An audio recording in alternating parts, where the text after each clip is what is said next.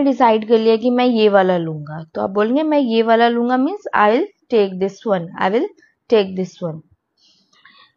कृपया 2 किलो प्याज तोल दीजिए, मतलब आपने डिसाइड कर लिया कि मुझे क्या खरीदना है, तो please way 2 kilos of onions. यहाँ पे भी अनियंस की प्रोनाउंसिएशन पे आपको ध्यान देना है, अनियंस उसको बोलेंगे।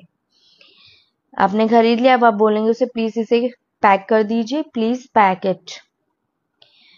पैक कर दिया, अब आपको पेमेंट करनी है, तो आप पूछेंगे क्या मैं यूपीआई से पेमेंट कर सकता हूँ, तो कैन आई पे बाय यूपीआई। या फिर हम इस तरीके से भी पूछते हैं कि क्या आप कार्ड पेमेंट्स को एक्सेप्ट करते हैं, क्या आप कार्ड पेमेंट से पेमेंट लेते हैं, तो do you accept card payments.